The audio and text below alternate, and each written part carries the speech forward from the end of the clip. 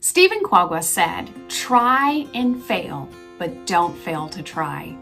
Hello, my name is Robin Zorn, and I am the author of Step Up to Better Grades for Elementary School.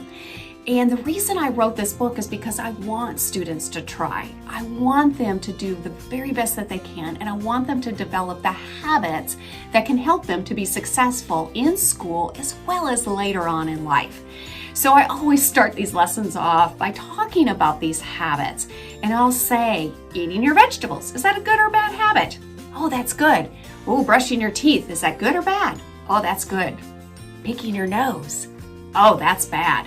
So we talk about habits, and it doesn't have to do with whether you're really good at a certain subject or not. It has to do with these habits. So I created Step Up to Better Grades, where each of the letters stands for a habit. And it's set up in 8 different sections. So the first section is an introduction. It talks about what is Step Up to Better Grades, and it's the beginning part of habits. And I love because one of the first lessons that you can teach is about Molly and Tom. But the kids don't know that they're students. They think they're like adults and they're already in the working environment. And it goes through, one of them is very organized, turns in things, meets deadlines, is always on time. It's very responsible. But the other one, not so much. Doesn't turn anything in, loses supplies, always needs to borrow things. And I'll ask, well, which one would you want to be? Well, of course, they'll always say, the one that's responsible and gets everything in. Well, that's a habit, okay? That's trying your best.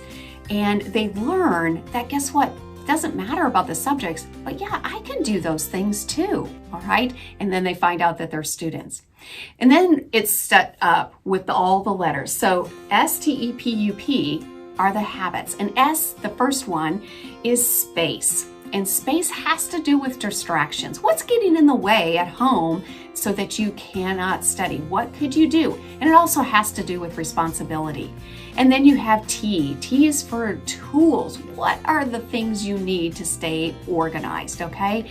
That's your agenda. It's your homework folder. It's getting things back to school, okay? There's nothing worse than doing your homework and then not getting credit for it. So you're able to teach your students about this habit of being able to stay organized. Having a toolbox, having everything that you need by you so you don't have to get up. Because once you get up, then you get distracted, and then that goes back to space. Yes. So E stands for ending. Stephen Covey always talks about having the end in mind. Begin with the end in mind. And so that's our goal setting. What are we trying to accomplish? What are we doing? And I love bringing in little lessons or games and candies like now and later. So I'll find them. We talk about prioritizing. What can you do now that has to be due in for tomorrow, and then other things that can be done later, okay? The next letter is P, and it stands for paying attention. And that's a tough one, but it's fun. We can make it fun. And one of my favorite activities is which one?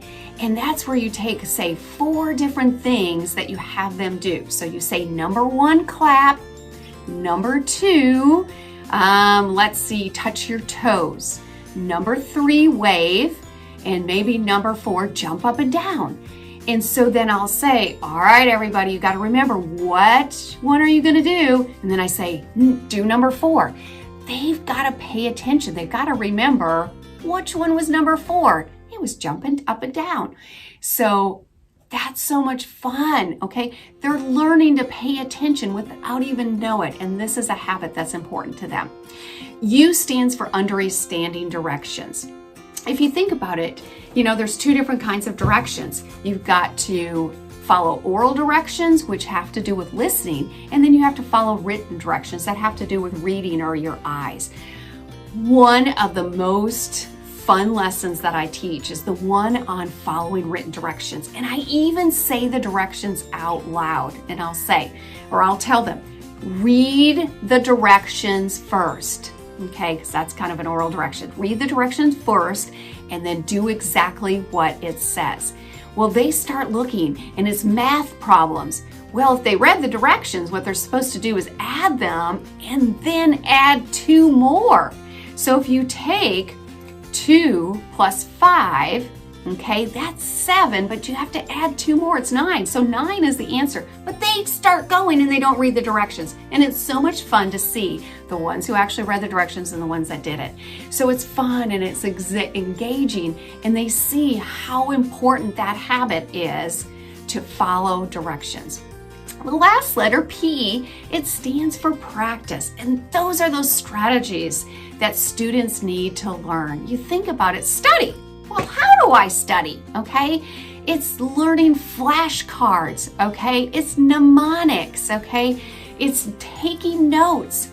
All of those things are helpful. And then the whole thing ends with a wrap up. And there's 5 different activities that you can do. So just to recap, there's an intro and there's 4 different activity lessons that you could choose from that have to do with the introduction to Step Up to Better Grades. And then space. That one has 9 different lessons that you can teach. T for tools, that has 9. E for ending, that has 10. Then P for pay attention, that has 10 different activities that you can do. And then U for understanding directions, there's 11. The last one is P, that one has 8, and then you have a wrap up and there's 5. So there's so many activities and lessons to choose from to help your students to be successful. And it's done in a fun and engaging way. So I hope that you will enjoy Step Up to Better Grades as much as I have. As you can see, I still use my book, and so it's falling apart. I open it all the time and use it with my students today. So I hope you enjoy it. Thank you.